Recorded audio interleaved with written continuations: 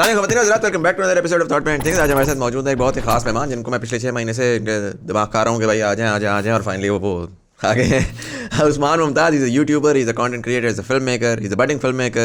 He's currently studying at the Beacon House National University, doing the program of Theatre, Film and TV. Theatre, Film and TV. Very interesting. मेरा semester चल रहा है मेरा। अच्छा। तो मतलब कि अब दूसरा साल ख़त्म होने वाला है। अच्छा। अब ये थर्ड ईयर स्टार्ट होएगा। अब बस मुझे इस चीज़ का कि कोविड का दोबारा वो सीन ना हो जाए, क्योंकि पिछले जितने भी सेमेस्टर अभी गुजरे हैं कोविड ने काफ़ी तबाह किए मेरे सेमेस्टर्स को। आपने स्टार्ट किया था 2019 में? 19 नहीं, आगे 19 के एंड में, दिसंबर अक्टूबर में। ठीक है, तो वो तो पहला सेमेस्टर तो आपका सही होगा। वो सही गुजर गया, लेकिन वो यानी कि बहुत ही बेसिक किस्म का था। ठीक है। यानी कि बिल्कुल जो बेबी स्टेप्स नहीं होते उस तरह टाइप का था। सेकंड सेमेस्टर भी इस तरह का था। थर्ड सेमेस्टर से सही चीज़ें शुरू हुई थी। राइट। फोर्थ सेमेस्टर में थोड़ा सीरियस हुआ था। और थर्ड और फोर्थ टोटल ऑनलाइन हुआ है। तो ये तो वेस्ट ऑफ मनी है, आई वुड से दैट। लेकिन एक चीज़ है कि वहाँ से यानी कि आपके लिंक्स वगैरह थोड़े बनते हैं, और मतलब आप लाइक माइंडेड लोगों के साथ काफ़ी आपको काम करने का मौका मिलता है। स्पेशली ऑब्वियसली वो तो है फ़ायदा। मैं ये कह रहा हूँ कि अगर वो ऑन ग्राउंड होता तो जो भी फ़ायदा हुआ है वो 10x बहुत ज़्यादा होता। हाँ, क्योंकि मेरी फील्ड इस तरह की है कि आपको यानी कि ऑन हैंड सीखनी पड़ती है। इस तरह को ऑनलाइन वगैरह बहुत ही कम सीखना है इसका। फ़लसफ़ा या किताब से नहीं आप ज़्यादा से ज़्यादा एडिटिंग है जो आप ऑनलाइन बैठ के सीख सकते हो, इस तरह की चीज़ें। लेकिन लाइट किस तरह सेट करनी है, साउंड का क्या सीन है, किस तरह इक्विपमेंट यूज़ कैसे करना है, इक्विपमेंट लगाना कैसे, इक्विपमेंट के एथिक्स क्या हैं, वो सारे आप कैसे ऑनलाइन एक्सप्लेन कर सकते हैं। कोर्सेज किस तरह के होते हैं जनरली? कोर्सेज जैसे मेरा अभी फोर्थ सेमेस्टर का कोर्स था, इसमें कोरियोग्राफी थी और डायरेक्शन है। डायरेक्शन के ये सेकंड पार्ट था। राइट। और वो भी यानी कि डायरेक्शन भी फर्स्ट पार्ट भी इतना ख़ास नहीं गया। सेकंड पार्ट में अब हुआ ये कि हमने बनाई थी अच्छी खासी मूवी एक यानी कि बजट के साथ, लेकिन अब सीन ही इतना बैड हुआ कह रहे हैं घर में बैठ के 4 मिनट की वीडियो बना लो, मतलब कि घर में ही बैठना और कोई नैरेटिव अपने आप से बातें कर लो, जो मर्जी करो। और ये लिटरली यही काम हमने पिछले सेमेस्टर में किया था। अच्छा। I mean I can blame them as well. I mean obviously understandably, but it's just unfortunate. Right. Unfortunate. मुझे ये बताएं कि कोरियोग्राफी में क्या पढ़ाया उन्होंने? कोरियोग्राफी में पहले शुरू में हाफ सेमेस्टर था, उसमें कथक जो होती है, कथक कहते हैं, कथक डांस होता है, वो कल्चरल डांस है एक, वो हमें पहले सिखाया। राइट। उसके बाद मिडल में थोड़ा उनको मिक्स किया कंटेम्प्रेरी के साथ। राइट। अब कंटेम्प्रेरी फोकस्ड है तो, लेकिन I am still terrible at it unfortunately. नहीं, so they are teaching you how to dance or are they teaching you how to make other people dance? Both. They're mostly teaching how to convert emotions and feelings into dance moves. So choreography सिर्फ इसके बारे में नहीं, मतलब कि film making aspect से ये पहली चीज़ आती है कि हाँ बॉलीवुड में डांस होता है। वो सीन मेरे भी आया था पहले। मैंने तो कोर्स उठाया इसलिए था, मैंने कहा यार क्या डांस वांस करके साइड पे करेंगे course. But when I actually got into it I discovered more about it. So it's more about यानी कि एक बॉडी मूवमेंट आपकी किस तरह जा रही है, स्पेशली अगर आप कैमरा के सामने, आपकी कैमरा की ब्लॉकिंग क्या होती है। राइट। तो यानी कि सेल्फ अवेयरनेस बॉडी की, जो नॉर्मली तौर पे आपको चलते फिरते नहीं होती। That's why we stub our toes and walk into doors and all that. Right. So ये चीज़ है कि मतलब थोड़ी बहुत वो एक सेल्फ अवेयरनेस आती है कि बंदे किस तरह एक बॉडी पार्ट, एक बोन किस तरह मूव कर रही है। अच्छा। वो टीचर तो बड़े एक्सपर्ट करती थी, लेकिन वो इस तरह वेव्स बनती थी हाथ की इनकी। अच्छा। लेकिन हम जाहिर है सारे अच्छे थे, सिर्फ मैं थोड़ा पीछे रह गया। But this is pretty cool. I mean, to be honest, I haven't heard of इतना ज़्यादा जिसे कहते हैं diverse curriculum film का, even at NCA, even at other schools. So are you satisfied with what you? I am satisfied with the courses वगैरह जो हैं, लेकिन उसकी जो एग्जीक्यूशन अभी तक चल रही है वो not that much. Because of the instructors or because of नहीं, इंस्ट्रक्टर्स की वजह से नहीं, वही कोविड वगैरह की वजह से। राइट। लेकिन यहाँ पे अगर देखा जाए फिल्म का, या तो NCA आता है या एक और थी मुझे इसका नाम नहीं है, वो भी लाहौर में कहीं बेस्ड है। राइट। और एक BNU है। ये तीन माने जाने थे, बल्कि वो भी जो बीच वाली थी वो अब इतनी नॉन नहीं है। राइट। तो BNU is like the first place. NCA आपने अगर फ्लेक्स मारना है कि मैं ब्रो NCA में the real artist and all, तो आप फिर NCA हो जाए। राइट। वो वाला सीन है उसका। Makes sense. चलें, before we move forward, I'd like to go a little backwards and try to understand कि how do you get into film? Because it's not a very easy sell कि भाई मैंने film पढ़ना है, या पागल तो नहीं हो गया क्यों फिल्म पढ़ना है। Actually before I got into it, I was like कितना का मुश्किल होगा, मतलब कि नॉर्मल फिल्म मेकिंग यूट्यूब वगैरह पे जो बनाते हैं कितनी कैमरा रखा बात की वगैरह, लेकिन अब जाके भी मुझे इतना क्लियर नहीं समझ आया कि वो कितना और कम्प्लेक्स होगा आगे। क्योंकि हम जो यहाँ पाकिस्तान में मूवीज़ एड्स वगैरह देखते हैं, देर क्वाइट सिंपल, राइट। लेकिन अगर हॉलीवुड से कंपेयर करें तो ऐसी सी चीज़ें आपका सर फटना शुरू हो जाएगा। एवेंजर्स के कभी आप बिहाइंड द सीन्स देखें, आप कहेंगे भाई ये हो क्या रहा है यहाँ पे, ये मतलब कि किस तरह की नई नई डिवाइसेस आ रही हैं, उनको यूज़ कर रहे हैं। So you know it gets more complex, जितना कम्प्लेक्स होता जाएगा। तो शुरू में मैं जब था आई गेस 8th क्लास में 7th क्लास में, तब मुझे फ़ोटोग्राफी का थोड़ा बहुत शौक था, क्योंकि मेरे अब्बू को भी शौक था, राइट। फिल्म फोटोग्राफी करते थे वो। उसके बाद उनसे मेरे भाई को भी थोड़ा बहुत शौक था, वो कैमरा होता था उसके पास। मैं उनका कैमरा कभी एक दफ़ा मैं सऊदीया से वापस ले आया था पाकिस्तान, तो 1 साल मैंने अपने पास रखा, थोड़ा बहुत सीखा। कौन सा कैमरा था? Nikon D7000, right. हाँ। तो उस पर थोड़ा बहुत मैंने सीखा कि फ़ोटोग्राफी का क्या वगैरह सीन है। तो अच्छा, वीडियो मेरे उस वक्त इतना इंटरेस्ट नहीं था। वीडियो का मेरा इंटरेस्ट आया जब मैं सऊदीया में एक दफ़ा था, आई गेस इन 2018, जब मैं 8th क्लास में था या 9th क्लास में था, आई थिंक 8th क्लास में ही था।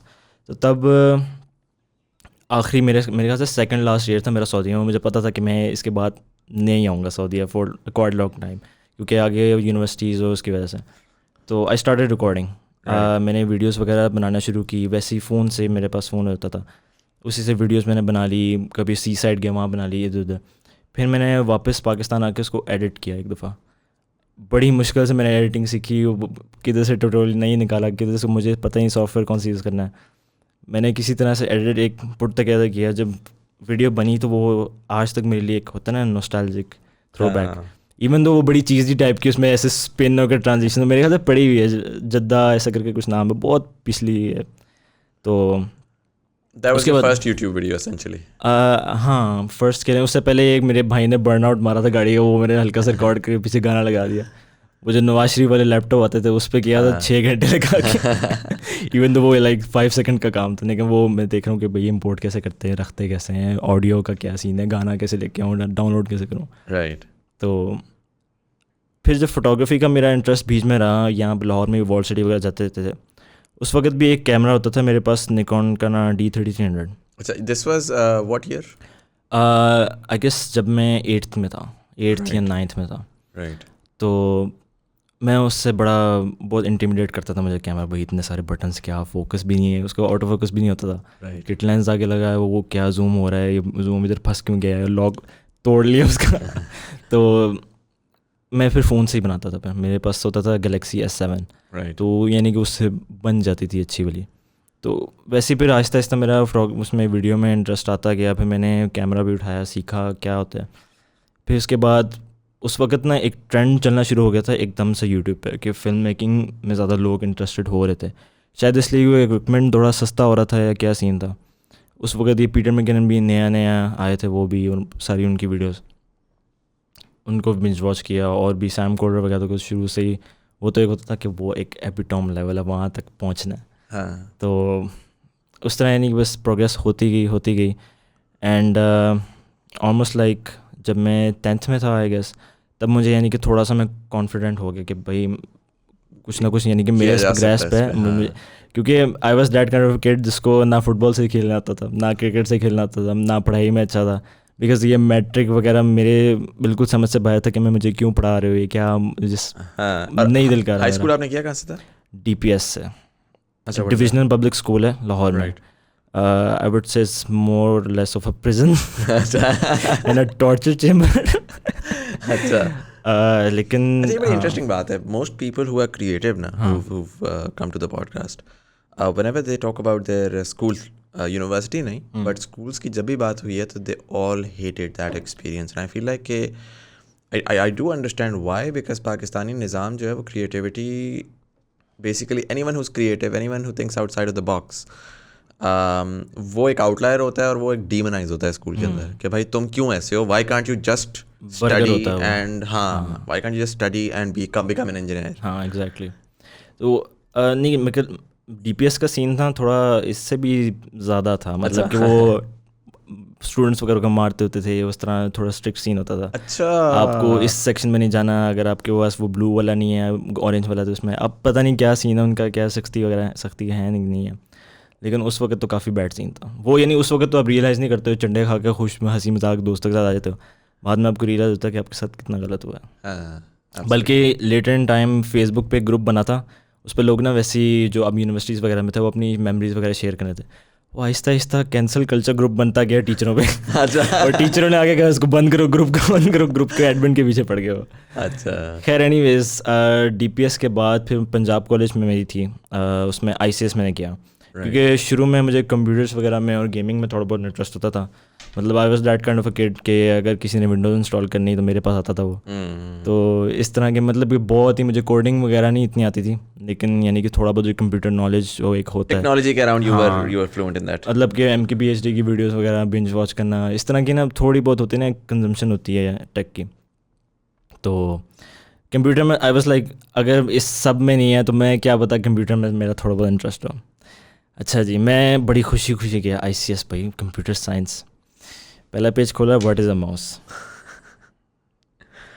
I was speechless. मैं कहा मुझे समझ नहीं आ रहा था कि मैं अब आगे इधर लेके जाऊँ उसको। हाँ। सेकेंड ईयर में आया तो वो उसमें था वो जो विंडोज़ की जो अपने कमांड प्रॉम्प्ट होता है, राइट। उसकी जो मतलब इतनी एंशियंट चीज़ें उनमें लिटरली मक्खियाँ निकल रही थी बुक के अंदर से, वो चीज़ें पढ़ा रहे थे। मेरा बिल्कुल इंटरेस्ट ज़ीरो हो गया। मतलब होता है ना बंदे का दिल ही उठ जाता है कि भाई मैंने नहीं पढ़ना ये। हाँ। I was like kind of rebellious हो गया था मैं कि भाई मेरे से नहीं पढ़ा जाता, मैंने नहीं पढ़ना। फिर सीन ही होता था कि सारा साल ना पढ़ना, मतलब किताब लेके बैठा रहता था, घूरता रहता था, किताबों की पिक्चरें मुझे याद होती थी लेकिन वो लिखा क्या वो मुझे उसका कोई सीन नहीं बताता था।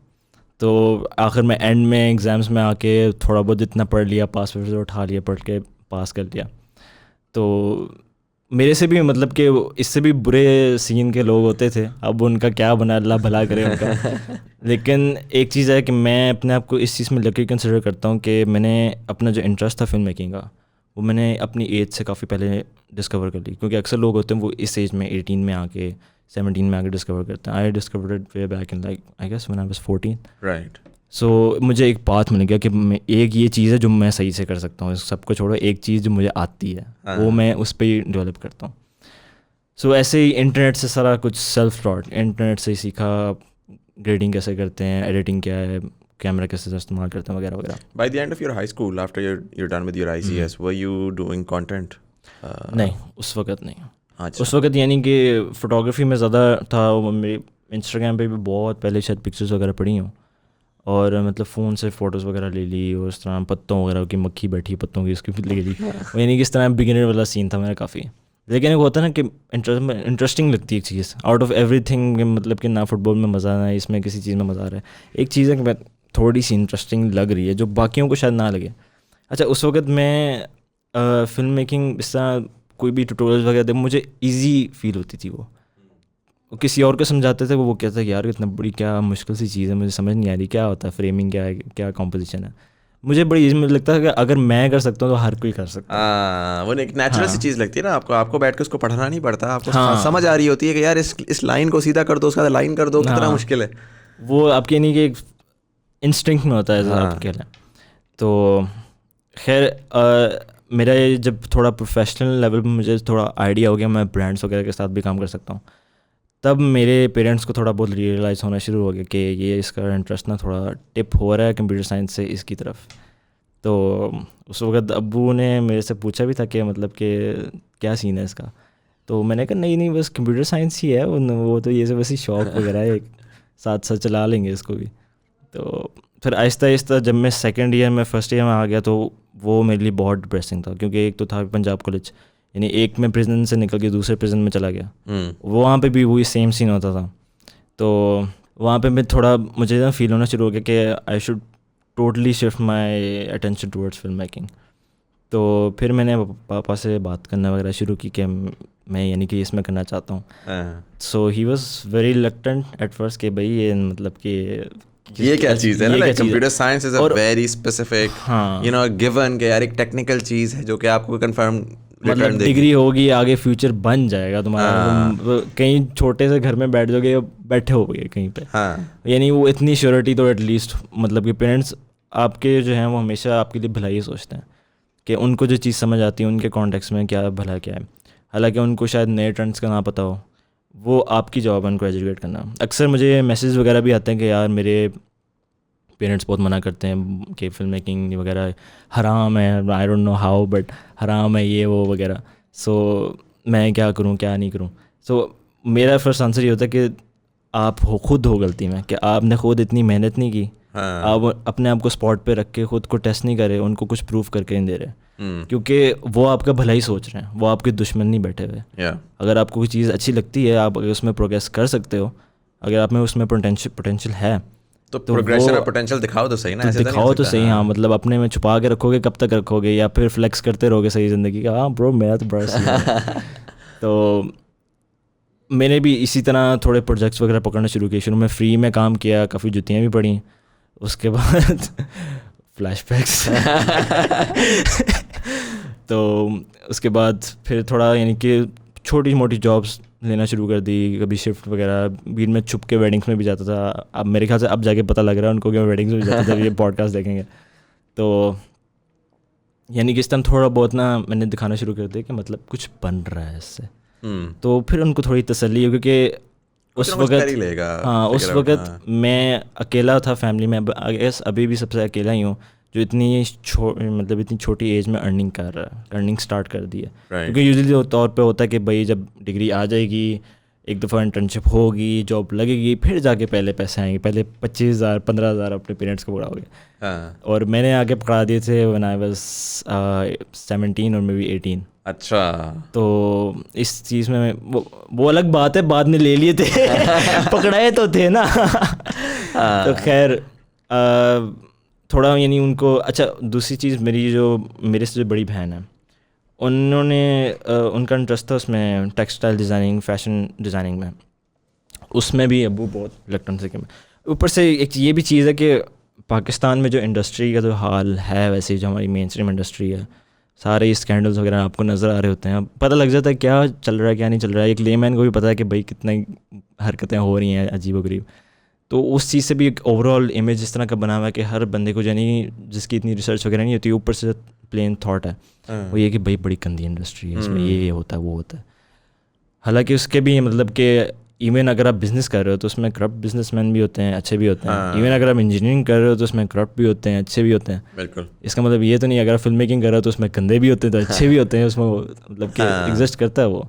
ऐसा नहीं कि वो बिल्कुल. लेकिन unfortunately it's an easy sell ना. इट्स मसाला होता है, वो तुम्हें पता है उसने ये कर दिया वो कर दिया. तो वो चीज़ें ज़्यादा आराम से मार्केट में बिकती हैं उसकी वजह से वो. हाँ. और जो स्पेशली थोड़ा जो 18+ चीज़ें होती हैं, अनफॉर्चुनेटली हमारी आवाम बहुत पसंद करती है. आप नेटफ्लिक्स खोल के देख लें, आपको पहले 3 चीज़ें कौन सी नज़र आएंगी.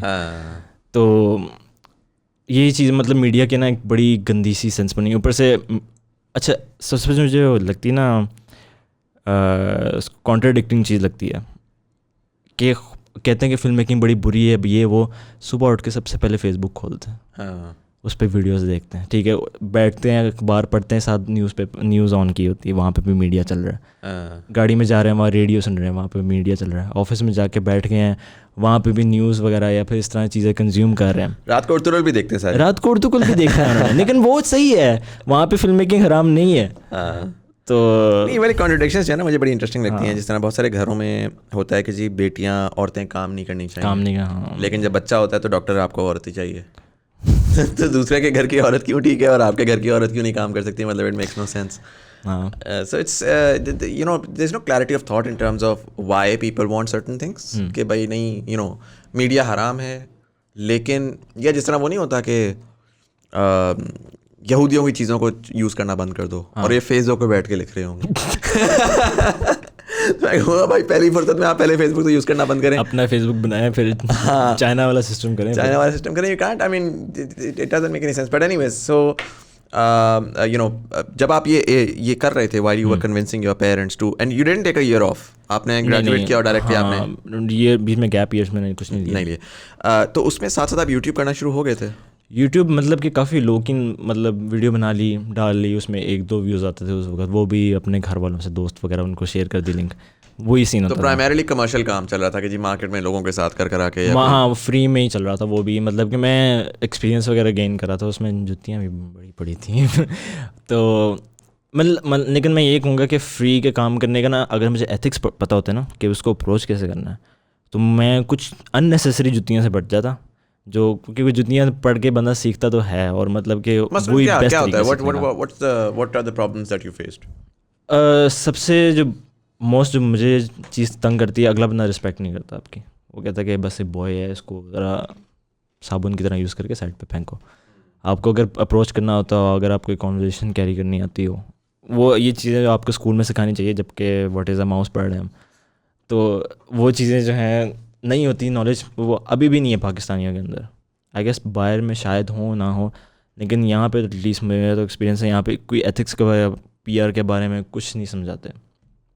इवन के अगर बंदा डिग्री लेके फील्ड में आता है, उसको नहीं पता कि उसने बॉस को कैसे अप्रोच करना है, उसको कॉलेज को कैसे अप्रोच करना है, उसने अपने सीनियर्स को, अपने जूनियर्स को कैसे अप्रोच करना है। बिल्कुल सही बात है। आई मीन ये तो बहुत सॉफ्ट स्किल तो बहुत दूर की बात है। मैंने भी आजकल जॉब पोस्टिंग्स डाली हुई हैं। I am getting CVs where people, so you get a CV, it has a photo and then it tells you about मैं इस इलाके से बिलोंग करता हूँ, मेरा रिलीजन इस्लाम है, मेरा सेक्ट सुन्नी। भाई तो आप काम के लिए अप्लाई कर रहे हो, मैं कोई मदरसा नहीं चला रहा यहाँ पर कि मैं तुम्हारे रिलीजन और सेक्ट से गर्ज हो। I am happy with whatever you have, but दुनिया भर में ये बड़ा अनप्रोफेशनल कंसिडर होगा कि आप रिलीजियस वैल्यूज़ को अपनी लेकर आ रहे हो इसके अंदर, राइट? बट हमारे लोगों को ये बेसिक चीज़ ही नहीं पता कि सीवी किस तरह बनानी है। एडिटर्स, प्रोडक्शन के लोग अप्लाई कर रहे हैं, पोर्टफोलियो नहीं डाल रहे। बेसिक सी बात है ना यार, ऑब्वियस सी बात है। हम लोग गोना लुक एट 10 CVs, 8 में पोर्टफोलियो नहीं है, तो मैं तो उनको 2 मिनट में साइड पे कर दूंगा, बिकॉज मेरे पास 400 CV आया हुआ। I don't have the time to call each one and say listen portfolio send कर दो। ये चीज़ बिल्कुल आपने दुरुस्त फरमाई है कि हमारे यहाँ ये चीज़ बताई ही नहीं जाती। Communication, not just in terms of how you speak, but in terms of all aspects of communication के यार हाउ डू यू। कल ही मेरी एक पॉडकास्ट हो रही थी, उसमें ये बात हो रही थी कि how to respectfully ask for your rights नहीं बताया जा रहा लोगों को। टॉलरेंस लेवल नहीं है, मतलब कि, और मैंने भी इसी सीखी है कि अगर कोई थोड़ा सा मिसहैप हो गया, मेरी भी गलती थी, अगले बंदे भी गलती थी, मैं भी फुल ट्रिगर हो गया, वो अगला भी फुल ट्रिगर हो गया, वो क्लैश, वहाँ पे कोई सोल्यूशन नहीं मिल रहा, वो क्लैश बन गया वहाँ पे। तो टॉलरेंस थोड़ी हो कि हाँ मैं इस हद तक बर्दाश्त कर सकता हूँ, इसके आगे मेरी जो वैल्यूज़ हैं वो ब्रीच हो रही हैं, और मतलब कि इतना थोड़ा बहुत मतलब सेंस होनी चाहिए। अब ये चीज़ें, इस तरह की जो बेसिक चीज़ें ना, ये आपके सबकॉन्शियस में बैठे ना, तो आप वो बेहतर सीख सकते हो। सबकॉन्शियस में किस तरह बैठती हैं, जब आप स्कूल जाते हो, आपके टीचर का बिहेवियर आपके किस तरह है, आपके जो पीयर्स हैं उनका बिहेवियर आपके साथ किस तरह का है, और आप अगर बाहर किसी के साथ इंटरेक्ट करो, किसी मतलब कि ट्रैफिक में हो या फिर किसी ग्रोसरी स्टोर में हो, तो उसको किस तरह इंटरेक्ट करो। हम मैकडोनल्ड वाले जो एम्प्लॉयज़ होते हैं उनको इतना लुक डाउन करते हैं, या अगर कोई गटर खोलने वाला उसको कहते हैं हाँ वो क्रिश्चियन है, इस तरह, यानी वो उसको करते हैं बड़ा कोई लो इन्फीरियर समझते हैं, पता नहीं बहुत बड़ी चीज़ है। तो वो दूसरे जगह पर कहते हैं इंसान सारे बराबर हैं, ये वो। आई mean it's funny and kind of scary at the same time. So I think ये चीज़ बड़ी इंटरेस्टिंग है। I remember growing up I found something very fascinating, और ये तमाम घरों में होती थी, मेरे घर में भी होती थी। Eventually we changed that as well. यही सिखाया जाता था कि इंसान सारे बराबर हैं, सबको चाहिए वो रिस्पेक्ट, ख्याल, और होती भी थी सारा कुछ। But somehow the working class would never sit on the sofas. मासी को सलाम नहीं करना। हाँ चलो सलाम का मेरे घर पे ये होता था कि सलाम करना है, बट मैं और बहुत सारी चीज़ें, सोफे पे नहीं बैठना, फ्लोर पे होगी वो। अच्छा, growing up I would always be like यार 6 सोफे खाली पड़े हैं क्यों बैठी हुई है ना। अच्छा, खाना उनको देना है, लेकिन उनके स्पेशल बर्तन होंगे, उसकी फिर भी हाइजीन थोड़ा बहुत समझ आती है। यार देखिए, मुझे इस वजह से समझ नहीं आती बिकॉज मॉडर्न डे के अंदर the amount of dish washing soaps and all of those things that you think भाई वही मासी बाय द वे वो आपके बर्तन वो थूक फेंक के कर रही हो वही धो रही है ना, तो वही तो उन्हीं हाथों से तो उसने अपना खाना भी खाना है, उन्हीं हाथों से उसने बर्तन भी धोने। So I mean I don't understand that, it's a very subconscious, जैसा आपने कहा, it's very subconscious thing where we sort of differentiated. और हमारा ना अफसरशाही निज़ाम सबकॉन्शियसली हमारे अंदर है कि हम पढ़े लिखे हैं, तो हम अफसर टाइप्स हैं, और अगर कोई आके बोले तो फ़ौरन ईगो ट्रिगर होती है। और अगर आप खुद को भी सवाल पूछो कि इज़ दैट मतलब की चीज़ है, वो अब बड़ा कन्फ्यूजन लगता है आपको कि नहीं यार मैं बचपन से ऐसे मासी को ऐसे देखता हूँ, सब कुछ इस तरह है, why is she on my level suddenly?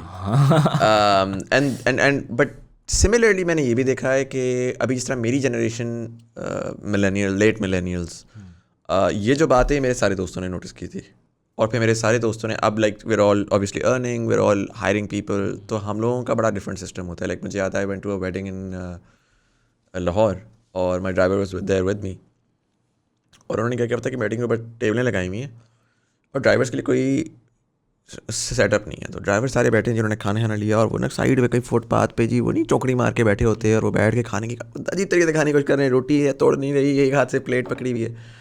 तो मैं गया, पहले तो मुझे पता नहीं था वो किधर है, मैंने बड़ी मुश्किल से ढूंढा उनको, मैंने कहा यार आप आए आके मेरे साथ टेबल पे बैठे हैं। ही वाज लाइक अच्छा, पहले तो ही वाज लाइक नहीं भाई आप जाएं ये वो, मैंने कहा यार आप आए आके मेरे साथ बैठे हैं, क्या ऐसा प्रॉब्लम है? ही सेड नहीं वो बाकी जो ड्राइवर्स होंगे ना वो एम्बेरस होंगे। ठीक है, मतलब इंसानियत फिर किस में ज़्यादा है? And I was shook. I was like, yeah, he was like, it was easier for him to come and sit with me, but he was like, नहीं यार वो बाकियों को मैं embarrass नहीं करना चाहता कि आपका रवैया मेरे साथ सही है लेकिन बाकियों के तो नहीं है ना उनका रवैया सही। तो I would rather कि मैं उनको वो ना फील कराऊँ। हाँ, And I would बड़ा हार्ट ब्रेकिंग था वो, but I also feel like कि हमारी जनरेशन फाइनली होपफुली इस चीज़ को ब्रेक कर रही है, like we're being more aware about this। हाँ, क्योंकि स्पेशली सोशल मीडिया पे अब कंटेंट की मतलब कि पॉपुलेशन भी ज़्यादा हो गई है। आपको किसी भी चीज़ के बारे में कुछ सर्च करना, आप यूट्यूब कर लेते हो, आपको चीज़ मिल जाती है। जबकि 5-10 साल पहले इतना कुछ खास चीज़ नहीं था, मतलब इतने स्पेसिफिक्स आपको समझाए नहीं जाते थे। हाँ, मतलब कि कुछ हैं जैसे क्रिस डू है, वो आपको बिजनेस की एक एक चीज़ आपको बताएगा कि अपने क्लाइंट को अप्रोच कैसे करना है, क्लाइंट को एंकर किस तरह करनी है, प्राइस अगर वो बजट मांगते तो उसको किस तरह पिच करना है, ये वो चीज़ें। तो यानी कि वो इस तरह की चीज़ें हमें स्कूल में पढ़ानी चाहिए थी, जबकि वो इधर पढ़ा रहे हैं। और ये स्कूल में पढ़ाते होंगे जब आप बिजनेस कर रहे हो या साइड पे कर रहे हो, लेकिन मतलब अच्छा, ये मैंने तो basic इकोनॉमिक्स human पढ़ा चीज़ें था, मुझे तो उसमें भी कुछ समझ नहीं आई थी, लाइक टू बी वेरी हैं। ऑनेस्ट। वो ग्राफ्स बनाते रहे, ड्राइंग करते रहे। हाँ, ड्राइंग करते हैं। आई थिंक ये चीज़ें मेरा ज़ाती ख्याल ये है कि स्कूलिंग के अंदर ना आपको कुछ बेसिक्स, आपको बेसिक इकोनॉमिक्स पढ़ानी चाहिए कि भाई पैसे का निज़ाम किस तरह चलता है। हमारे बच्चे जो है ना वो क्रेडिट कार्ड अगर मिल जाए ना किसी को तो मैक्स आउट होता है, कर्ज़ों में डूबे होते हैं, क्योंकि कभी किसी ने बताया नहीं कि फाइनेंशियल उसका क्या होता सीन होता है, मैनेजमेंट का क्या सीन होता है। आपको निज़ाम का किसी को नहीं पता कि भाई आप इस मुल्क में रहते हो, आपको सब लोग आके 4 बातें करेंगे, किसी को इतना नहीं पता कि पाकिस्तान में नेशनल असेंबली में कितना एमएनए है, किसी को इतना नहीं पता कि जी एमएनए का काम क्या होता है या आपके लोकल बॉडीज़ क्या होती हैं वगैरह वगैरह। तो आपको ये चीज़ें पता होनी चाहिए। यूएस का अगर मैं देखूँ ना तो उनको मुझे बड़ा मज़े का लगता है कि they teach you a bunch of these like very very small very random things, but वो होता ही है कि उससे every high school graduate is potentially capable of now figuring his own path. हाँ, हमारा बच्चा बहुत हैंडीकैप्ड होता है, वो हाई स्कूल से निकलता है और उसके इधर उधर धक्के खा रहा होता है, भाई तू कुछ बता दे, तू कुछ बता दे, कहीं से हम कोई राह निकाल लें वरना। या खुद के बैड एक्सपीरियंस के साथ सीखता है। हाँ बिल्कुल। Right, so you graduated from high school and then you move to BNU, you finally decided कि भाई मैंने BNU, why didn't you go for NCA? अच्छा, वैसे कन्विंसिंग में मेरी जो बड़ी बहन है उनका मेंशन किया था पहले, उनका बहुत बड़ा हैंड था इस चीज़ में, मेरे बड़े भाई का और मेरी जो बड़ी बहन है उनका, क्योंकि मेरी बड़ी बहन ने भी वो किया था फैशन डिज़ाइनिंग और टेक्सटाइल डिज़ाइनिंग। सो उसकी वजह से वो थोड़ा, पापा शुरू में थे रिलक्टेंट कि भाई किधर जा रही क्या क्या, लेकिन जब उन्होंने पास किया, मतलब कि 4 साल की डिग्री करने के बाद उनको अच्छी जॉब में मिली, अच्छे पैसे भी कमा, मतलब साफ़ सुथरी फील्ड थी, मतलब जो आप सुनते हो वो बिल्कुल भी वहाँ नहीं पे था, नहीं था, हाँ। इतना प्रोफेशनल इन्वायरमेंट था। जनरेशन जो ब्रांड है कपड़ों का, उनमें आई गेस 3 से 4 साल अभी भी काम कर रही हैं उसमें। अच्छा, तो नहीं और लाहौर में तो आई मीन हाँ। अगर आप टेक्सटाइल या फैशन वाले स्पेस में हैं और ये बड़ी सैफायर जनरेशन वगैरह, देयर लाइक स्टेलर, उनके ऑफिसेज आप जाके देखें, उनका काफ़ी मज़े का सीन सीन ऑन है है। उनका। हाँ, वो ये आई गेस पिछले 5-4 सालों में ही थोड़ा बूम हुई ये चीज़ें, हाँ। टेक्सटाइल वगैरह वाली फील्ड। बिल्कुल। तो उन्होंने थोड़ा कन्विंस किया कि मतलब मैं वो एग्जाम्पल बन गई ना सामने, हाँ, थोड़ी पेरेंट्स को तसल्ली देने के लिए कि भाई ये भी एक सीन हो चुका है तो मतलब सही गुजर गया सारा। और दूसरी चीज़ है, मेरे पेरेंट्स को मेरे में भी ट्रस्ट है काफ़ी, मतलब कि मेरे दोस्त वगैरह वो किस तरह के हैं, कहाँ पे हैं, उनको भी इस चीज़ का टोटली आइडिया है।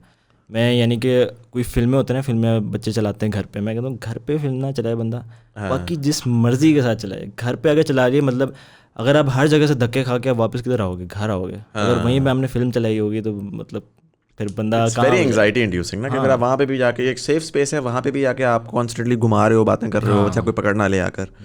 राइट। सो उससे थोड़ी पापा को श्योरिटी मिली, लेकिन पापा का शुरू में वो इस तरह ही था कि ठीक है जो मर्ज़ी करना है करो। ही वॉज लाइक, उनको थोड़ा बहुत आइडिया था कि मतलब कैरी कर सकता है खुद को। तो मैंने कहा चलो चांस मिल रहा है, थोड़े नाराज़ होके दे रहे हैं चांस, लेकिन चांस मिल रहा है तो एक्सप्लोर करने दो। एंड मीन टाइम काफ़ी प्रोजेक्ट्स वगैरह आते रहे, फोर्स प्रोग्रेस होती रही, यूट्यूब का भी थोड़ा प्रोग्रेस होता रहा, तो सब उनको समझ आ गई कि भाई सही जा रहा है। राइट. तो अब उसका यानी कि चिल सीन है. अच्छा, BNU और NCA. हाँ, NCA का मैंने अप्लाई करने का सोचा था, लेकिन फिर मैंने देखा कि NCA में अप्लाई करने के लिए वो प्रोसीजर है, आपको एक एकेडमी में जाना, वहाँ से आपको सीखनी है, ड्राइंग सीखनी है, वो वगैरह. अच्छा, आप ऐसे नहीं अप्लाई कर सकते? आप अप्लाई तो कर सकते हो, लेकिन वो टक्कर खा के वापस आने वाली बात है ना. Right. कि मतलब आप अगर आपको ड्राइंग नहीं आती, या अगर और वो इंटरव्यू ऐसे लेते हैं जैसे पता नहीं आप नासा में जा रहे हो. हालांकि वो उसके अगर आप बिल्डिंग्स वगैरह देखें तो I mean no offence to anyone who studying in NCA और NCA, क्योंकि मुझे बड़े प्राइड वाले लोग होते हैं जो NCA के हैं. लेकिन अगर एक माहौल के हिसाब से देखा जाए, एक क्रिएटिव माहौल के हिसाब से, पाकिस्तान में क्रिएटिव माहौल जो इंडस्ट्री में है ना, वो इस तरह के रगड़ के सीखो. मैं कहता हूँ अगर आप एफिशिएंटली उसको सीखो ना एक तरीके के साथ, you can learn way better, way faster. Right. और BNU में इस चीज़ मतलब कि साफ़ सुथरी बिल्डिंग है, और मतलब कि लोग भी थोड़े बर्गर माहौल के हैं, वो पिंड उस तरह के टाइप के आवाम नहीं आती जो आपके NCA में जाके टिकटॉक बना रही हो. तो ये कमेंट सेक्शन में लोगों ने आगे कहना है कि यार ये वो है, कैंसिल करो इसको कैंसिल करो. बट भाई पर्सनल प्रेफरेंस है, उन भाई को ये चीज़ पसंद है, इसमें कोई तो he is not looking down upon other people, he is just saying that's what he likes, right. So तो ये चीज़ है कि थोड़ा यानी पॉलिश्ड माहौल हो, जिसको कहते हैं बर्गर माहौल, वो मेरे ओपिनियन में ज़्यादा बेटर है अगर लर्निंग के लिए. राइट. क्योंकि अगर आप बाहर भी देखें, जैसे बाहर की जो फिल्म मेकिंग यूनिवर्सिटीज़ हैं, न्यूयॉर्क की एक है film making, New York film school है, वैनकूवर फिल्म स्कूल है. हाँ, राइट. तो उनमें भी यानी कि एक आपको प्रॉपर माहौल देते हैं, एक प्रॉपर इक्विपमेंट के साथ, वो सारी चीज़ मतलब कि आपको लेके चलते हैं साथ. सो मेरे ओपिनियन में अगर आप पॉलिश तरीके से चलो किसी भी स्टडी में, वो आपको ज़्यादा आगे बेनिफिशियल देगी. राइट. इस वजह से मैंने BNU का लिया, इवन दो उनकी फ़ीस थोड़ी ज़्यादा थी. अच्छा, BNU में मेरी 170 है पर semester. So that's what 340 per year, and roughly around 1360 per 4 years. और 1360 जो बनती है ना, ये लम्स की आई गेस स्टार्टिंग भी नहीं है एक सेमेस्टर की. लम्स की, हाँ नहीं, लम्स वगैरह की, लम्स की आई थिंक एक साल की जो है ना वो तकरीबन इस तरह 10-12 लाख बनती है. हाँ, तो that's not bad. I mean 4 साल आप पूरा निकाल लेते हैं. I mean that's not bad at all actually. It's pretty decent. आप अगर थोड़ा सा अगर साथ साथ काम कर रहे हैं तो आप actually you can fund your own education as well, well. Sustain कर सकते हो. इंटरेस्टिंग. हाँ, लेकिन मेरा ये सीन है कि पेरेंट्स ने कहा कि हम यूनिवर्सिटी का हम खुद करेंगे, बाकी तुमने जो अपने इक्विपमेंट वगैरह, वैसे वो कहता है इक्विपमेंट वगैरह मतलब कुछ चाहिए होता है बताए, मेरा दिल नहीं करता. मैं कहता हूँ अपनी, क्योंकि जो मैंने अपनी पावर से मैंने जो इक्विपमेंट लिया ना, उसके लिए रिस्पेक्ट और है, उसको इस्तेमाल करने का ना एक तरीका और है कि भाई मतलब कि मेरे इतने ये हुआ था, फिर जाके आई थी हाथ में, तो इसको ज़रा रखना है पास. हाँ, सेंस ऑफ रिस्पॉन्सिबिलिटी ज़्यादा होती है. सेंस ऑफ रिस्पॉन्सिबिलिटी होती है ज़्यादा. Right, makes sense. So what are you doing apart from, obviously your अभी आप पढ़ाई चल रही है आपकी, you know, I'm seeing your content on Instagram, very interesting content, very exciting stuff. I know that you're very interested in travel. So probably अभी मैं पूछूंगा what are you doing as of right now? अभी आपका ज़ाहिर है I know कि आपका वो भी ख़त्म होने वाला है, सेमेस्टर ख़त्म होने वाला है, तो समर पूरा, you know, the world is your oyster, do whatever you want. Summer में मेरा ये सीन ये होता था, पिछले 2 साल से ये सीन था कि मैं ट्रैवलिंग करता था. Right. और मैं पहली दफ़ा ट्रैवल आई गेस 2019 के एंड में किया था बेदार के साथ, और कश्मीर गए थे, उनके साथ ट्रिप गया था, स्पॉन्सर्ड था वो भी. उसके बाद नेक्स्ट ईयर या फिर मेरे ख्याल से उसी लाइन में, उसी जो नेक्स्ट सीज़न आया था उसमें स्कर्दू गया. फिर उसके बाद एक काफ़ी मज़े की अपॉर्चुनिटी आई थी ब्रोगल की. ब्रोगल इज़ लाइक अफ़गानिस्तान, तजाकिस्तान और चाइना जो है ना, उसके बीच में एक पट्टी सी है, वहाँ पे है ब्रोगल. वहाँ पे एक है क्रम्बर लेक, वहाँ तक ट्रिप थी. तो वो बहुत ही हेक्टिक किस्म का था, और वो था भी गवर्नमेंट का प्रोजेक्ट था. अच्छा. जो खैबर पख्तूनख्वा की जो है ना टूरिज़्म गवर्नमेंट है, तो उसका प्रोजेक्ट था. तो वो क्या वहाँ पे उसको डेवलप करना चाह रहे हैं उस एरिया को? I guess so. वहाँ पे थोड़ा वो यानी कि this is the remotest area, right? This is basically जो आपका ऊपर उससे लगता है अफगानिस्तान आता है, बिल्कुल पतली सी स्ट्रिप आती है, और उसके बिल्कुल ऊपर आपको कजाकिस्तान मिल जाता है. एग्जैक्टली वहीं पे है. और वहाँ के लोग भी यानी थोड़े सैवेजेस टाइप के वहाँ रहते हैं, मतलब इतने नहीं, थोड़े बहुत तो हैं उनमें यानी कि, लेकिन उनकी लैंग्वेज भी थोड़ी डिफरेंट है. और मतलब वो सैवेजेस से क्या मुराद है? सैवेजेस मतलब कि हॉर्स राइडिंग और जिस तरह वाइकिंग्स टाइप नहीं होते. अच्छा. Like just to put that out there for people. नहीं, सैवेज मतलब वो स्वैगी टाइप के नहीं. वहाँ ऊपर न्यूयॉर्क चल रहे हैं. राइट. तो वहाँ का भी काफ़ी मज़े का सीन था. बहुत हेक्टिक था मेरे, मतलब कि बस निकल गई थी मेरे जैसे सेहतमंद बंदे के लिए, बहुत हेक्टिक था. लेकिन मज़ा काफ़ी आया उस प्रोजेक्ट में भी. तो उसके बाद मेरा इस साल और इससे जो मतलब ये जो साल आ रहा है मुझे नहीं लग रहा कि मैं ट्रैवल नहीं कर पाऊँगा कोविड वगैरह की वजह से। इस साल थोड़ा है मेरा सीन बन सकता है, लेकिन पिछले साल तो बिल्कुल डेड रहा था। तो मीनवाइल मैं यानी कि पाकिस्तान के अंदर एक एजेंसीज़ वगैरह के साथ उनके साथ थोड़ा सा मैं लग के काम वगैरह कर लिया, प्रोजेक्ट्स आ गए, शूट्स वगैरह आ गए, वो करता रहा साथ में। तो यानी उसमें अक्सर सर्फ एक्सेल का कोई मतलब इवेंट हो गया या शाओमी का कोई इवेंट वगैरह हो गया, तो वहाँ पे वो यानी कि छोटी मोटी अपॉर्चुनिटीज़ आती रहती थी। राइट। और वो बेसिकली कंपनी है, मेरे जो सर मुझे पढ़ाते हैं ना, लाइटिंग जो हमें पढ़ाते थे उनकी कंपनी है वो। राइट। मुझे सबसे ज़्यादा फ़ायदा आई गेस उन्हीं से हुआ है। वो यानी कि लाइटिंग जो मेरी 3rd और 4th सेमेस्टर में हमारा कोर्स था ना उनके साथ, और वो बिल्कुल वेस्ट किया कि वो ऑनलाइन थोड़ा बहुत शुरू में था, उसके बाद फुल ऑनलाइन सीन हो गया। राइट। लेकिन फिर मैंने जब उन्होंने सेट्स वगैरह पे ना इनवाइट करते थे बच्चों को, तो फिर मैं भी जब 7 साल उनकी कंपनी के साथ काम करने लग गया तो उन्होंने मुझे हर सेट्स पर बुलाते थे, और मैं यानी कि छोटा सा BTS उनको बना के देता रहता था साथ में। तो वो उन सेट से मैंने सीखा कि भाई मतलब कि काम क्या होता होती है, क्या होता कीनो है, क्या होती है, और मतलब कि और मैं I was kind of blown away कि मतलब कि काफ़ी ऑर्गेनाइज चलती है चीज़। मतलब आपके पास एक स्क्रिप्ट है और एक एजेंसीज इन्वॉल्व हैं और उसमें कॉन्ट्रैक्ट्स हैं, जबकि मैं तो फ्री विंग कर रहा था। और वो फिर कॉन्ट्रैक्ट्स जब नहीं होते थे तो वो फिर थप्पड़ पड़ते थे, वो भी बर्दाश्त करने पड़ते थे। You have no ground to stand on. Right. तो ये चीज़ें थोड़ी एथिक्स वगैरह मुझे वहाँ से भी थोड़ी सीखने को मिली है। So, अब ये है कि आगे अब यूनिवर्सिटी किस तरह प्रोग्रेस करती है, अब आगे किस तरह के सेमेस्टर्स आ रहे हैं, तो आई बस होप के ऑनलाइन वाला सीन ना हो। अगर अब इस सेमेस्टर यानी 5th सेमेस्टर अगर ऑनलाइन हुआ मैं फ्रीज करवा लूँगा। I can waste in semester like that. Have you vaccinated yourself? मैंने अप्लाई किया लेकिन अभी कब तक अप्लाई reply किया? नहीं फौरन कर लिया था खुलने के बाद? हाँ, ये भी कुछ दिन पहले, आई गेस हफ्ता पहले ही खुला है, हफ्ते 2 हफ्ते तो आप चेक करें ना, कल आए हैं सबको मैसेज किया मैसेजेस, है। अच्छा, कल रात को मैसेजेस आए हैं सबको check. 1166 से। 1166 नहीं, मुझे नहीं आया। अच्छा, इस्लामाबाद वालों को आ गए हैं काफ़ी सारे जो 19+ वाले थे ना। हाँ, मुझे नहीं आया। अच्छा, anyway, so okay, so this is where you're at right now. I'd like to understand some insight on the digital content industry, right? What would you call yourself? Are you a tier 3 creator, or would you say that you're like tier 4 right now? You haven't even started to play. How tiers कैसे arrange Tiers इस तरह होते हैं कि tier 1, tier 0 जो था ना वो था जिसमें इंडस्ट्री कोई नहीं थी, सोशल मीडिया नया आया था, फेसबुक का कॉन्सेप्ट आया, ये आया, तो लोगों ने क्या किया जी, लोगों ने, मैं था, सलमान पारिक था, उस्मान खालिद भट्ट था, कैमरा पड़ा हुआ है जी, चलो ठीक है, कैमरे से कुछ कर दिया। और फेसबुक एक डायरी होती थी, कॉन्सेप्ट नहीं था कोई इंडस्ट्री है, लोग हैं देखने वाले हैं, बस वो डायरी होती थी। डायरी में हर चीज़ ना वर्ड वॉमिट डालनी है तो पिक्चर वॉमिट भी डालनी है, नया फेसबुक है, स्टेटस भी आप डालते थे, हर दिन बैठ के 4 स्टेटस डाल रहे हैं, वॉल्स पे यूज़ हो रहे हैं सारा। टियर 1 वो था जब हम लोगों ने 2012 के लगभग ना व्यूज़ आना शुरू हो गए, कॉन्सेप्ट होना शुरू हो गया कि अच्छा यार, मैं सिर्फ अपने दोस्तों के लिए चीज़ नहीं डाल रहा, मैं जब डालता हूँ तो मेरे दोस्तों के दोस्त और पाकिस्तान भर से रैंडम लोग देखते हैं। तो जब वो चीज़ उठी तो बहुत सारा क्रिएटर आया 2012-13 के अंदर, और वो आया और आगे जनरली फिल्म वीडियो के अंदर घुसा और उस तरह की चीज़ में घुसा। टियर 2 था जो कि 2015 में आया, जब इंडस्ट्री में पैसा आना शुरू हुआ। तो 2012 में पैसा कोई नहीं था, बीच में यूट्यूब बैन भी हो गया था, वो सीन 12 में बैन हो गया, 15-16 के अंदर पैसा भी आना शुरू हुआ, यूट्यूब भी अनब्लॉक हो गया। तो टियर 2 क्रिएटर आया जिसने आकर एक उसके पास बड़ी क्लियर अंडरस्टैंडिंग थी कि यार, क्योंकि हुआ ये, जो टियर 0 था उसने इंडस्ट्री बनाई या उसने बुनियाद रखी कि ये चीज़ काम किस तरह करेगी। जो टियर 1 था उसने उसमें पैसा लेकर आया कि यार काम तो हम कर रहे हैं लेकिन अब इसको मोनेटाइज करने का तरीका सिखाते हैं। टियर 2 जो था उसने जो मोनेटाइज्ड चीज़ थी उसको मेन स्ट्रीम किया और उसने कहा कि जी अब मैं इसको कमर्शलाइज करके दिखाता हूँ कि मैं इस चीज़ को किस तरह से बार बार कर सकता हूँ। एंड देन 15 से 18 लगभग जो है आपके पास टियर 2 चल रहा था, और फिर 18 के बाद आपका टियर 3 उठना शुरू हुआ जो कि जनरली जेन जी है।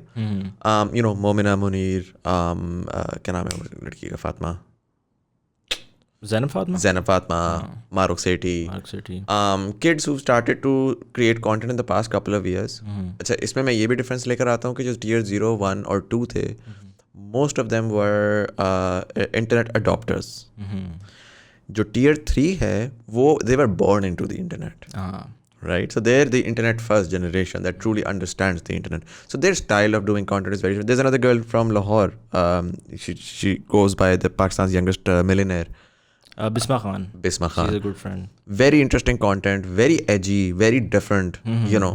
That's the sort of content जो कि इंटरनेट अडॉप्टर्स कभी भी नहीं कर सकते थे, बिकॉज वो लोग जो थे ना वो सोसाइटी फर्स्ट थे, हाँ और internet was an extension of how they pursued things.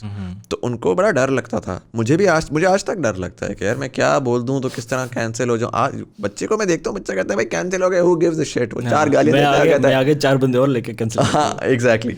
So they are very rebellious, they are very and I know कि उसके ऊपर लोग बड़ा. उस दिन I called this other guy Imad Bukhari, is also from Lahore. कल ही मैं देख रहा था ना, उसके नीचे एक कमेंट आया हुआ बहुत बड़ा सा. अगर आप ये देख रही हैं फिर से, आई थिंक खातून थी जिन्होंने कमेंट किया. उन्होंने कहा कि ये बड़ा गलत है और वो डिसरिस्पेक्टफुल है towards the schools and everything and ये वो सारा का सारा, और इस तरह के लोगों को प्लेटफॉर्म नहीं देना चाहिए. अच्छा मेरा ओपिनियन बड़ा ये फर्क प्लेटफॉर्म वाली है. बात बहुत फनी है. ये मतलब कि लोग अपने आप को इतना प्रिविलेज समझते क्यों कि इसको प्लेटफॉर्म मिलना चाहिए, इसको नहीं मिलना चाहिए. हाँ. Who are you to decide and on both sides, I mean to be very honest ना, मुझे बड़ा मैं बड़ा I used to be, देखिए पढ़ा लिखा और जो वो है ना इनलाइटेंड राइट विंग, तो वो छोड़ चुका था बहुत अर्सा पहले. खासकर जो बाहर ट्रैवल कर चुका है उसको ये रियलाइजेशन होती है कि पाकिस्तान की जो राइट विंग है वो एसेंशियली एक कुएं में है और उसको पता ही नहीं दुनिया किस तरह काम कर रही है. ठीक है, वो सऊदीया की मिसाल देता है और सऊदीया एक डिफरेंट टेंजेंट में है, आप खुद एक डिफरेंट टेंजेंट में. सो मोस्ट ऑफ दस ग्रू अप बीइंग लेफ्ट, और हमने राइट से हम लड़े फ्रीडम ऑफ स्पीच के लिए कॉन्स्टेंटली कि यार भाई, I mean I should be able to go on the internet, say whatever I want. And somehow grow like once we grown up, तो दूसरी साइड थी, वो आके बोलना शुरू हो गई कि ये आप सही बोलो, वो आप सही बोलो, इस तरह करो, ये हो जाएगा, वो हो जाएगा. And now you are stuck in the middle and you don't know. Like मेरा तो ये दिमाग में लगा रहता है कि पता नहीं मैंने अगर इसको बुला दिया तो ये वाली साइड कैंसिल कर दी, कि उसको बुला लिया तो. And that's detrimental to the concept of critical thinking. Exactly. कि यार मेरे लिए Imad was a very interesting, I couldn't understand him. He's 12 years younger than I am. But that was the point. Can I sit down with him and get to understand where he's coming from?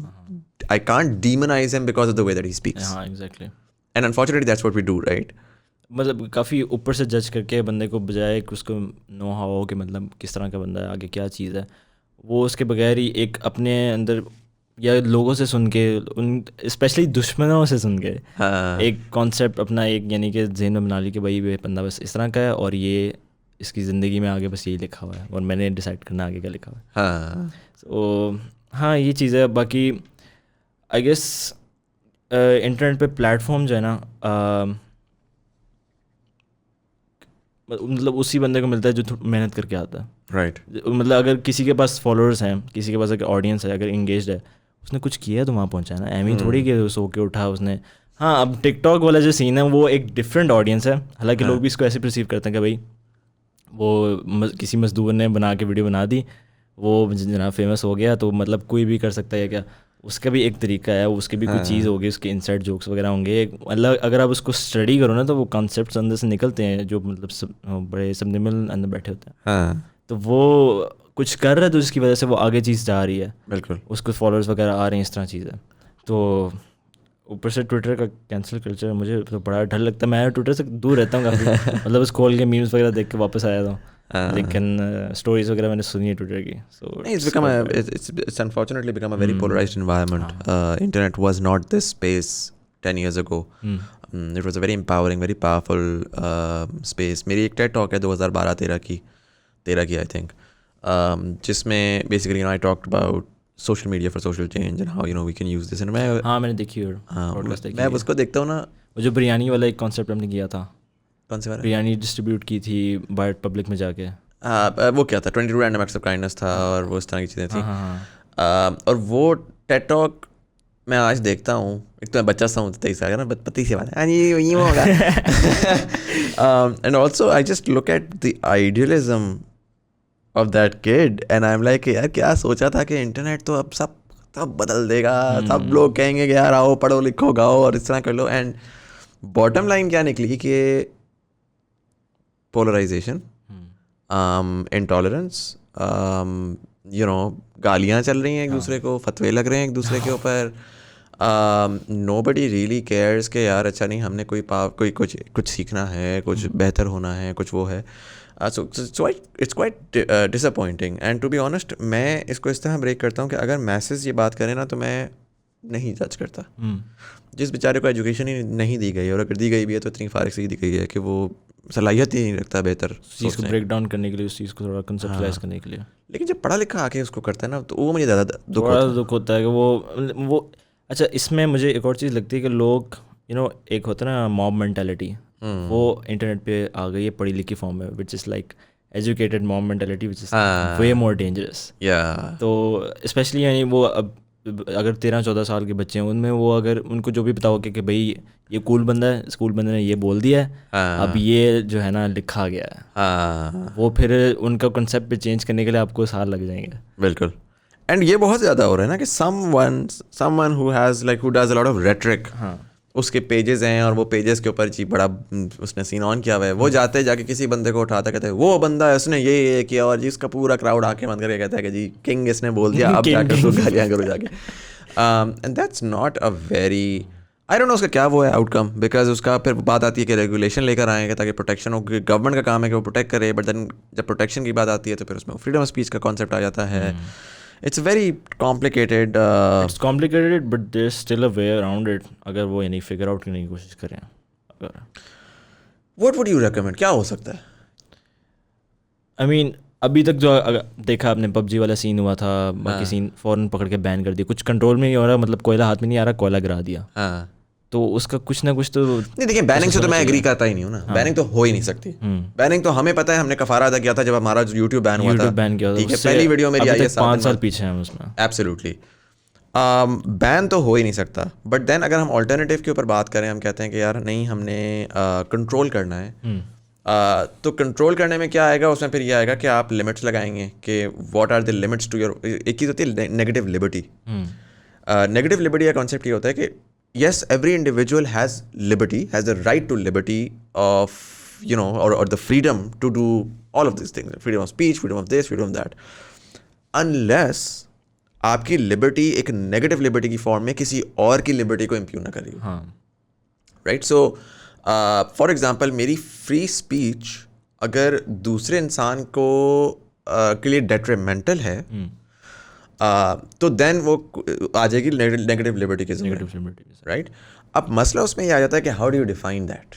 अब ये चीज़ है ना, अगर आप American law को भी देखें तो उसमें भी अगर कोई हल्का सा काम करता है, अगर कोई मॉब से खुद स्लिप हो गया या फिर वो यानी कि उसने फालतू में क्या कहते हैं उसको, यानी कि फेक करके सू कर दिया अगर कंपनी को, उनके पास लॉज हैं जिसकी बेस पे वो फाइट कर सकते हैं और वो बॉटम लाइन पे पहुंच सकते हैं जो ट्रुथ होगा। राइट। एक स्ट्रक्चर है उनके पास, एक एग्जिस्ट करता है, बेशक वो एक्सपेंसिव है क्या उसका सीन है, लेकिन उन्होंने एक स्ट्रक्चर बनाया हुआ अच्छा खासा। हाँ। तो इस तरह का स्ट्रक्चर यहाँ पाकिस्तान में मुझे कहीं इवन लॉ का भी मुझे समझ नहीं आता। मतलब कि अब फ़र्ज़ करें अभी हम फॉरेस्ट में कल परसों शूट कर रहे थे, हमें ना एक वो डेड बॉडी मिली किसी जानवर की। ठीक है। तो फिर मेरे वैसे ही दिमाग में आई कि अगर ये किसी खुदा ना किसी इंसान का होता, कोई पार्ट होता जिस्म का, मैं जाके पुलिस को बताया था, एक नॉर्मल लेमैन की तरफ कहता हूँ तुम नहीं किया, इन्हों फड़ो, इन्हों अंदर करो। तो वो यानी कि इस तरह का सीन है कि आपके पास इवन लॉ पे भी और या फिर मतलब इंटरनेट पे भी इतना खास इस तरह की रेगुलेशन, एक स्ट्रक्चर नहीं है आपके पास। राइट। बस वो है कि जिसके हाथ लग गया, जो पावर में है वो पावर में, बाकी जो नीचे वो डांस गया। एंड आई थिंक मुझे उसमें जो प्रॉब्लम नज़र आता है ना, वो ये नज़र आता है कि देयर आर टू कैंप्स। एक कैंप कहता है कि नहीं कुछ भी नहीं होना चाहिए, complete freedom of speech, law of the jungle होना चाहिए। दूसरा कैंप कहता है कि सब बंद कर दो। And until unless we can, there's no middle point. There has to be people like you and I जो कि आके जिनको आप साथ बैठाएं और बैठा के बोलें कि यार तुम पैसे कमाते हो इस जगह से, तुम्हें इसके फ़ायदे भी पता है, तुम्हें इसके नुकसान भी पता है, what do you think. And हम जैसे हज़ारों और लोग हैं, आप उन सबको बैठाएं and you will start to figure out कि there is a right way to control it. Internet is just internet, right. है इवेंचुअली सोसाइटी ने लॉज ऑफ द स्ट्रीट भी बनाए थे कि गली में आपने क्या रवैया रखना है, और उसमें कुछ लीगल लॉज भी थे, कुछ सोशल नॉर्म्स भी थे जो कि हमने बनाए थे और हमने वो सिखाए थे। हमारे यहाँ एक चीज़ आई फील है कि यू नो चलें लॉज बनाना शायद बड़ा मुश्किल काम है। आप करिकुलम में डिजिटल हाइजीन डाल दें, आप बच्चे को ये तो सिखाना शुरू करें कि यार फेक न्यूज़ क्या होती है, रियल न्यूज़ क्या होती है, how do you identify. Internet सिर्फ फेसबुक नहीं होता, गूगल के ऊपर जाके आप किस तरह टूल्स को इस्तेमाल करके चीज़ें सीख सकते हैं, सेल्फ लर्निंग कर सकते हैं। That's not that difficult. Even जो आर्टिकल्स लिखे होते हैं उनको डायसेक्ट किस तरह करते हैं, मतलब उसकी प्रूफ रीडिंग किस तरह करते हैं। ये तो नहीं होता ना कि फलां बंदे ने आर्टिकल लिख दिया, बस इसने जो लिख दिया वही, आपको पीछे जाना पड़ता है, अगर उसमें रिसर्च करनी पड़ती है। Exactly. फिर actually considering to form an opinion about it, आपको फैक्ट्स बैक करने पड़ते हैं, फिर देखना पड़ता है उसका ओपिनियन कहाँ तक आ रहा है। और एक अगर आपको स्ट्रक्चर पता हो कि और एक जो इंटरनेट पे जो लिखते हैं उसका स्ट्रक्चर होता क्या है, हाँ, उसी तरह फिर आपको पता लगेगा उस चीज़ के बारे में। तो वो एक यानी कि वही जो बेसिक छोटी छोटी चीज़ें, ये बेशक अभी 5 साल में एकदम से बूम आया, लेकिन अभी भी इट्स नॉट टू लेट कि आप करिकुलम में इस तरह की चीज़ लेके आओ। एंड आई एम श्योर लोग बैठे हुए हैं जो ये चीज़ इंट्रोड्यूस करना चाहते हैं और कर सकते भी हैं, लेकिन गवर्नमेंट की तरफ से या फिर वो जो बाबे बैठे हुए हैं उनकी वजह से वो इतनी स्ट्रिक्शंस है, इतने ब्रॉकेट्स हैं कि वो उनको समझ ही नहीं आ रही अभी। उनको ये लग रहा है कि अच्छा नहीं ये चीज़ है चली जाएगी, बैन कर देंगे, या बस ये भाई आजकल चल रहा है। Sir this is a reality, digital is a reality. I mean the society is going to converge towards the digital first you know system, और आपको फिर उसकी you have to evolve. I mean past 5 से 10 years अगर आप देखें, we are actually cyborgs. आप ही अगर घर पे भूल आए, आप कहेंगे भाई मेरी टांग निकल गई, मेरे बाजू घर भूल आया हूँ मैं अब ये कैसे करूँगा, वो कैसे करूँगा। We are actually cyborgs at this point. और अब तो इलॉन मस्क जनाब चिप्पे भी डाल रहे हैं और उसका तो और ही सीन चल रहा है। आपने देखी जो मंकी वाली उसकी लास्ट डेमोंस्ट्रेशन थी यार, वो दैट वाज क्रेजी। मंकी वाली भी देखी, पिग वाली भी देखी थी मैंने। पिग वाली तो still was proof of concept, monkey वाली में तो यार वो एक्चुअली हो रहा है, वो तो that's happening. That's something about Elon की, उसकी प्रोग्रेस ना एकदम से नजर आती है, मतलब डर जाता है ये हो क्या रहा है, हो क्या रहा है। अच्छा चलें, मुझे ये बताएं कि we're at the 51 minute mark. I'd like to wrap this up, but before that, 2 questions. First of all, you know, you're doing content on social media. What sort of content do you see yourself doing in the future?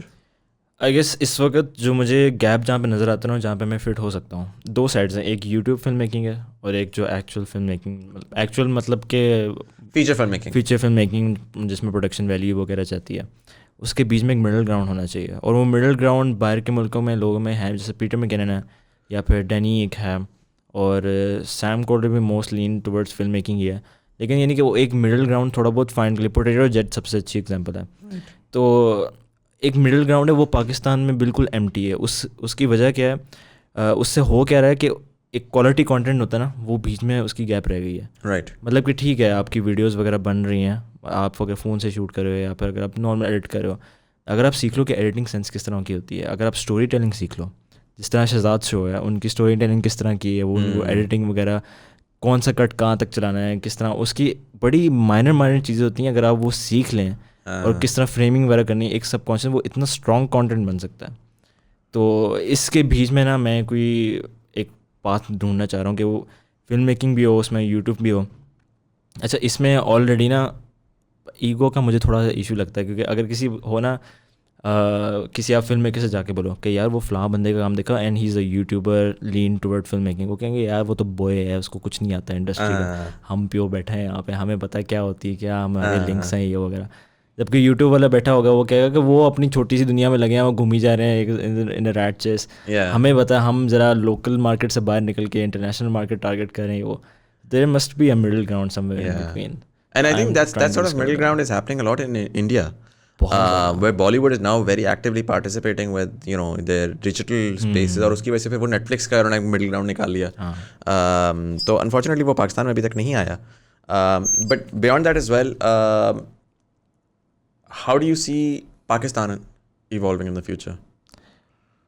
Honestly मुझे इतना ख़ास idea नहीं, कि क्योंकि अभी बड़ी random किस्म की डायरेक्शन प्रोजेक्शन मेरे जहन में जा रही हैं। जब से कोविड आया तब तो बिल्कुल ही समझ नहीं आ रही। लेकिन अगर कंटेंट क्रिएटर्स के लिहाज से अगर देखा जाए, क्योंकि लोग सुबह उठते हैं यूट्यूब वीडियोस देखते हैं, सारा उनका कंजम्पशन वही से, जो चीज़ें कॉन्सेप्ट्स वगैरह उनके सबकॉन्शियस में बैठती हैं वो इन्हीं से, यूट्यूबर्स वगैरह से, या फिर जो सोशल मीडिया पर कंटेंट कंजम्पशन कर रहे हैं उससे बैठती है। एक चीज़ मुझे जो नज़र आ रही है, जो फालतू का कंटेंट था ना, वो आके अब जा रहा है। मतलब कि होगी प्रैंक वीडियोस होगी, इस तरह की मैंने देखी हूँ, जानवरों के साथ प्रैंक कर रहे होते हैं, बड़ी अजीब सी डिस्टर्बिंग सी वीडियोस हैं। तो मतलब कि उस तरह की थोड़ी सी ना वो वीडियोस अब साइड पे होती जा रही हैं, लोगों को पता लग गया कि हाँ चलो ये तो हो गया है, अब कुछ अच्छा लेके आओ। जिस तरह अलीना हयात है, उनका कंटेंट बहुत ही यूनिक किस्म का है। आई गेस पूरे पाकिस्तान में जो व्लॉगिंग जो है ना इंडस्ट्री है, उसमें सबसे यूनिक अलीना का है। वो एक स्टोरी टेलिंग, वही जो मैं कह रहा था, एक मिडिल ग्राउंड है, she exists in that middle ground, lean to more toward YouTube. उनको यानी कि इक्विपमेंट वगैरह एडिटिंग का शायद इतना नॉलेज ना हो, लेकिन फिल्म में जैसे स्टोरी टेलिंग, साइम है, कल आए हुए थे साइम, वो भी, तो उनके भी स्टोरी टेलिंग की तरीका क्या होता है, कौन सी चीज़ पहले आती है, कौन सी चीज़ बाद में रिवील करनी है, और मतलब किस तरह के छोटे मोटे कंसेप्ट होते हैं वो सीख लिए उन्होंने, और वो चीज़ इम्प्लीमेंट करके किस तरह का कंटेंट आ रहा है कि बंदे ने देखा ही नहीं कहीं। वरना व्लॉग जब शुरू में स्टार्ट हुआ था ये था, हे गाइस हम ये करने जा रहे हैं, हम दाल खाने जा रहे हैं, वो पहली चीज़ होती थी, फिर एक म्यूजिक आती थी, एक ड्रोन शॉट आता था, एक उड़ता हुआ वो आता था। हाँ बेसिकली आपसे भी कल इसी बारे में बात हुई थी कि इरफान जुनेजा ने वो एक चीज़ टच की जो यूनिक थी, वो चीज़ आगे चलती गई, और उसके फिर जब बच्चे निकले करके वो बच्चे छोटे वो आके दोबारा में लग गए, कुछ वापस उधर ही गायब हो गए दूसरा। तो आई गेस इसमें भी अगर कंटेंट क्रिएटर्स अगर आगे देखें ना, कोई न्यू कंटेंट क्रिएटर है तो उसके लिए सबसे अच्छा तरीका फॉर्म करने का ये है कि वो हर एक बंदे की चीज़ उठाए। जैसे मुझे स्टोरी टेलिंग साइम की चाहिए, मुझे जो कैरेक्टर है वो मुझे बलाज का चाहिए, राइट, और मुझे जो एडिटिंग है वो अपने नहीं कर रहा मैं, उस्मान की चाहिए राइट, और वो चीज़ मैं इस तरह टारगेट बना के कोई इस तरह चीज़ बनाऊँ तो it's kind of a strong thing, make sense. So And I think that's a very powerful thing as well, because what you're essentially saying is that there's a requirement for collaboration now. You can't जो single dating की मस्जिद थी, जो concept था कि one man show वाला जो the rise of the freelance YouTubers, वो अब sort of overrun होता जा रहा है। अब ये है कि yes there are very clear experts जो कि छोटे छोटे components हो रहे हैं, but जब वो साथ आके मिलेंगे तो then maybe we can see something very very powerful. And to be very honest, I'm still waiting on web series touch हुआ है, बेकार ने किया और दो चार क्रूज ने किया, but I think there is an incredibly huge disruption जो कि वेब सीरीज स्पेस में है। कभी वेब सीरीज़ का वही है कि कमीडिक हाफ उस तरह को कोई वेब सीरीज़ आ जाती है, आइदर यू हैव दैट और यू हैव द हम TV dramas. But you know, like true, कल आपने इस तरह मिसाल दी ज़िंदगी तमाशा की, for example, like that's again that because that's going through a feature film route and has to go to cinemas, it's gonna go through the whole Babu circle. आप उसको disrupt करो, आप डायरेक्ट यूट्यूब पर डालो, आप direct जाके Netflix के ऊपर डालो, तो आपको प्रॉब्लम, लीगली कोई आपको नहीं रोक सकता। शायद आपको पाकिस्तान से बाहर रहना पड़े 1-2 साल के लिए पोटेंशियली। मेरा ज़ाती ख्याल ये है कि अगर आप नेटफ्लिक्स पे डालते हैं ना तो लोगों को पता भी नहीं लगता इतना ज़्यादा। वो मसला पता तो लगता ही तब है जब आप पैमरा में जाके उसको सबमिट कराते हैं, आप पता लगता है कि ये है वो। ऑब्वियसली अनलेस कोई आप बहुत ही ब्लास्फेमस चीज़ कर रहे हैं जो कि ना करें, बट अब बियॉन्ड दैट आप जनरली सोसाइटी के बारे में कोई बात करें, कुछ भी करें यार, कोई क्योंकि आप इस तरह देखें ना, बॉलीवुड भी बड़ा कंट्रोल था। स्लम डॉग मिलियनेयर बाहर से बनी, बॉलीवुड ने अंदर कभी नहीं बनाई। फिर नेटफ्लिक्स आया और नेटफ्लिक्स ने मिर्ज़ापुरी बनाई, और उन्होंने वो क्या सीक्रेट गेम्स बनाई, और यूरोप, क्योंकि नेटफ्लिक्स में बाईपास कर सकते थे आप कन्वेंशनल डिस्ट्रीब्यूटर को, कन्वेंशनल वो जो थॉट होती है कि बस ये आइटम नंबर डालो और कोई यू नो कॉमेडी फिल्म बना कर लो। So I think that there is a huge space there definitely. Beyond that again obviously आपने कंटेंट की तो बात बोली, मुल्क आप बताएं, आप सऊदी में भी रहे हैं बड़ा, आप पाकिस्तान आए, आर यू लाइक बेसिकली है for your university and then you are gonna move back, या are you looking to stay in Pakistan? अभी तो पाकिस्तान का ही सीन है, क्योंकि पहले भी पाकिस्तान में ही रहता था, मतलब हमारा वीज़ा होता था, तो वीज़े बेस पे हम 4 महीने के लिए सऊदी अरब रहते थे, मतलब कि समर्स में जो बेसिकली जून से अगस्त तक या सितंबर तक हम वहाँ सऊदी रहते थे, फिर वापस पाकिस्तान आते थे। यहाँ पे स्टडीज़ वगैरह सारी यहाँ पे चलती थी, लेकिन ऑब्वियसली जब मेरा मैट्रिक स्टार्ट हुआ, फर्स्ट ईयर स्टार्ट हुआ, यूनिवर्सिटी स्टार्ट हुई, उस वजह से मुझे करना पड़ा, मेरी वीज़ा वगैरह कैंसिल करना पड़ा। तो अभी तक तो प्लान ये है कि पाकिस्तान में ही रहना है, या फिर अगर बाहर, मतलब कि अगर बाहर का एक्सपोजर हो अच्छी बात है तो वहाँ पे भी अप्लाई करके देखेंगे क्या सीन बनता है। लेकिन पर्सनली मुझे सऊदी अरब ज़्यादा पसंद है, क्योंकि ऑब्वियसली वहाँ से मैं पैदा हूँ, मैं वहाँ पे हुआ हूँ, ग्रो अप मैं वहाँ पे हुआ हूँ, मेरी फैमिली इकट्ठी वहाँ पे होती थी, तो उस वहाँ पे थोड़ी ज़्यादा अच्छी मेमोरीज वगैरह हैं। और हाँ, वैसे एक चीज़ है कि जो सऊदी में है कि वो थोड़े से रेसिस्ट हैं। अच्छा। मतलब कि इस तरह नहीं कि आपके मुंह पे करते हैं, वो इनके निज़ाम इस तरह का है, वो यानी कि सऊदी इसको प्रेफर करते हैं, वो ये बड़ी सब नाइम किस्म की चीज़ है, तो वो आपको थोड़ी ना फीलिंग आती है कि नहीं इस तरह नहीं है। ऑन दी अदर हैंड मैं तो लाहौर में रहता हूँ, लाहौर में तो मुझे 24 घंटे हॉस्टाइल फीलिंग रहती है। अच्छा। क्योंकि मैं रहता भी यहाँ पे अम्मी और बहनों के साथ रहता हूँ, और यानी कि अगर आपको बाहर जाना है, इवन कोई अगर पानी बोतल वगैरह नहीं जाना, मुझे खुद जाना पड़ता है, किसी को बाहर भेज नहीं सकता मैं अकेला। भेज दूँ तो फिर फिक्र पड़ी रहती है भाई क्या नहीं हो रहा क्या। तो आई गेस सिर्फ ये लाहौर का इशू है या फिर क्या पूरे पाकिस्तान का, आई एम नॉट श्योर, लेकिन मुझे पर्सनली लाहौर से थोड़ी हॉस्टाइल किस्म की फीलिंग आती है। इवन अब अगर आप बाहर जा रहे हो तो ऐसा लगता है सारे लड़ने बाहर निकले हुए हैं, तलवारें पकड़ी हुई हैं सबने, वो अगर आपकी किसी ने गाड़ी मार दी, गलती भी उसकी है ना, वो उस तलवार लेके बाहर आ जाएगा आपका गाड़ी काटने। हाँ तो मतलब कि इस तरह की चीज़, और इवन कंपनीज वगैरह के साथ उनके साथ डील करो तो जो यानी कि थोड़ी बिगिनर टाइप की कंपनीज वगैरह हैं वो थोड़े आपके साथ ऐसा करती हैं, पता नहीं वो क्या चीज़ है और आप क्या चीज़ हो। हाँ और जो थोड़े प्रोफेशनल हैं उनके साथ तो सीन मतलब रहता है, लेकिन वो भी लीगल तरीके से ऊपर से आते हैं फिर। हाँ तो I mean it's a very survival of the fittest sort of, ज़ाहिर है कि एक डेवलपिंग कंट्री है तो वहाँ पर जो है ना हर बंदा, आई थिंक मैंने चीज़ देखी है पाकिस्तान में कि there is no concept of you know let's make wealth together, there is a concept of कि इतनी वेल्थ है अब तुम और मुझ में कौन ज़्यादा ले सकता है। Exactly. Even if we working together तो मैं निचोड़ने की कोशिश करूँगा कि यार इसने एज इफ के कल कोई और वेल्थ आएगी नहीं यार। आई मीन यहाँ पे इस तरह की सीन है कि इवन अगर आप फिल्म मेकिंग इंडस्ट्री में देखें, अगर कोई कंपनी है उन्होंने आपको बजट दे दिया 10 लाख का, ठीक है, अब उसमें से जो कंपनी होती है उनका फोकस ये होता है कि मैं किसी तरह से सस्ती मजदूरी हायर करूँ, आगे जो लोग हैं उनको मैं सस्ता हायर करूँ, सस्ता तरीन चीज़ें मंगवाऊँ, ठीक है, जो ऊपर चीज़ें वो सही रख लूँ। हाँ। और किसी तरह से ये 10 लाख में से ना 8 लाख जेब में डालूं, 2 2 लाख प्रोडक्शन में चले जाए, बाकी 8 लाख हाँ। मेरे पास रह जाए, ठीक है, इस तरह कोई सीन बना लूँ। तो अगर उसकी जगह अगर वो पूरे 10 लाख लगा के चलो अपना प्रॉफिट रख के 9 लाख लगा दे, 7 लाख 7 लगा दे, 9 लाख लगा दे, वो क्या से क्या चीज़ बन सकती है। आप किसी अच्छे कंटेंट राइटर को हायर करके कोई ऐसे यूनिक चीज़ बना सकते हो। हाँ और इस तरह की चीज़ यानी इन एंड आउट नज़र आती है आपको, स्पेशली जब ये PSL वगैरह की वीडियोज़ आती हैं, म्यूज़िक वीडियोज़, और उसके बाद यूफोन की एक शुरू में एड्स आती थी बड़े मज़े की, तो उसमें नज़र आता कि भाई मतलब अच्छे दिमाग वाले लोग बैठे हैं, बजाय कि रोबोटिक उन्होंने एक पकड़ ली, स्क्रिप्ट पकड़ ली, उसको फॉलो करना है। हाँ यानी कि अगर मैं आपको कहूँ अभी कि एक कुकिंग ऑयल की ऐड है, आपकी चीज़ में क्या स्नैप होगी, माँ बैठा हुआ है, बेटा बैठा हुआ है, माँ आई है, वो तेल की बोतल उल्टाई है उसने, हाँ, और फिर 5-6 स्टॉक शॉट्स आए हैं जिसमें वो खाना है खूबसूरत सा इधर से बन रहा है, वो तेल कैमरे पे गिर रही है वो, फिर आखिर में पूरी फैमिली डिनर बैठी है, कैमरा बाहर जा रहा है और वो ब्लर होके सामने 2 बोतलें आ गई हैं। मतलब कि इस तरह वो एक स्टैंडर्ड बन गया वो ये चीज़ है। तो या अगर आप बाहर की एडवर्टाइजमेंट वगैरह देखें वो इतनी यूनिक लगती हैं, और उनकी यानी कि जो प्रोडक्शन है ना वो उनका एक स्टेटस बन जाता है। राइट। जिस तरह कुछ रैपर्स वगैरह हैं बाहर के, जिस तरह ट्रैविस स्कॉट है, डॉन टॉलिवर वगैरह हैं, उनका स्टेटस बना ही इसी तरह से है कि वो उनकी भाई म्यूज़िक वीडियोस इतनी आउट ऑफ द वर्ल्ड होती हैं, और मतलब कि उनका उन्होंने अपने अराउंड ना एक फेक सा बबल बिल्ड इतना कर लिया है कि वो ना लगता है कि ये इनसे अलग है, ये इनका ना थोड़ा लेवल ज़रा आगे है। राइट। तो वो सारा उसी चीज़ से बनता है, मीडिया वगैरह से ही बनता है, क्योंकि हर बंदे की कंजम्पशन ही जो मेन कंजम्पशन है किसी भी कंसेप्ट वगैरह की, कोई भी चीज़ सीख रहा है वो ज़्यादा सीख रहा है।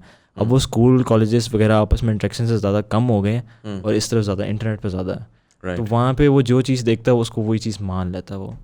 सो ये सीन है। Makes lot of sense. Usman भाई, thank you so much. Thank you so much for inviting me. Absolutely, this is very very insightful and I wish you all the very best. I hope कि अगला semester खुल जाए आपका, वो ना हो Amy times आया होगा। And I am very excited to see कि आपका पर्टिकुलरली कंटेंट जो है वो किस साइड पे किस डायरेक्शन में जाता है, because I know for a fact that you're one of those people जो कि डिसरप्टर्स हैं। There are lot of creators, good creators, जो कि यू नो एक चीज़ सीख गए और उन्होंने यही करना है पूरी ज़िंदगी, but there are lot of people जो कि एक्चुअली सोच के साथ काम करते हैं, and I know that you're one of them. I mean it's not bad thing to be consistent as well, क्योंकि कुछ लोग होते हैं उनकी ग्रोथ इतना होती है वो कंसिस्टेंसी से वो गलतियाँ करके या फिर एक वीडियो बनाई, एक पैटर्न चल रहा है, उसके बाद कहते हैं नहीं यार अब थोड़ा चेंज करना है, वो फिर उनकी क्या पता एवोल्यूशन उनकी ज़्यादा अच्छी बेहतर बने। लेकिन मेरा ये सीन होता है कि मैं अगर वीडियो बनाऊँ फिर मैं कहता हूँ कि यार इससे अब नेक्स्ट जो चीज़ है ना अच्छी चीज़ होनी चाहिए, which is very toxic in my opinion, क्योंकि वो आपकी कंसिस्टेंसी मारती है। एंड आई बिलीव कि अगर प्रैक्टिस आपकी रहती है आगे पीछे तो फिर ही आप कंसिस्टेंसी जो है वो आई थिंक मिडिल ग्राउंड होता है। आई थिंक आपकी जो एज है इस टाइम के ऊपर, उस टाइम के ऊपर आपके पास अपॉर्चुनिटी भी है कि आप एक्सप्लोर कर सकते हैं, you're explorative. Maybe once you graduate you might want to. I was actually talking to Danish Hasan the other day yesterday actually, and he recently closed down his studio, और वो मुझे यही बोल रहा था कि यार you know maybe he's now looking at a different direction where he's going towards consistency, and he's also a genius, like a total genius. I love right? his work. तो उसको एग्जैक्टली उसने ये बात बोली कि यार maybe you know I was too explorative and too technical and इस तरह का, तो I need to be more like कि मैंने एक बिजनेस को किस तरह चलाना है कंसिस्टेंटली। तो आई थिंक वो आपको ना वो होता है कि साइक्लिक होता है, आपको 1-2-3 साल बिजनेस चला लोगे ना तो आप बोर हो जाओगे, खासकर इसके साथ माइंड जो होता है ना वो कहता है यार यही है, कितना पैसा बना लूँ मैं। इंडस्ट्री में भी इस तरह ये सबसे चीज़ कॉमन है वेडिंग्स में, जो वेडिंग्स की जो इंडस्ट्री है ना उसमें कुछ लोग हैं वो क्योंकि आ रहा है पैसा चलो आने दो, बैठे रहेंगे वो बैठे रहेंगे, लेकिन फिर एक कोई ऐसा ब्रांड आ जाएगा वो वेडिंग ज़रा ऊपर से लेके आएगा, फिर वो एकदम से घाम जाएंगे भाई अब क्या होगा। और मतलब किस तरह के वो रहेंगे, वो जो कैम कोडर वाली जो टीम होती थी, अब वो रह गई पीछे, अब कहाँ नज़र आती है वो। हाँ अगर वो प्रोग्रेस कर लेते टाइम के साथ, अगर वो ट्रायंगल वाली ट्रांजिशन से थोड़ा बाहर निकल आते तो क्या Things होता would have वो been भी। different. हाँ 100%. तो आई गेस एक्सपेरिमेंटेशन करनी चाहिए हर किसी को भी। और ये बात ना मैं शहजाद और मेरे में इस चीज़ के बारे में काफ़ी होती रहती है कॉन्वर्सेशन ना, कि वो भी बड़ा इस तरह कंसिस्टेंट सा नहीं है और मैं भी बहुत ही कम वीडियोस लगाता हूँ।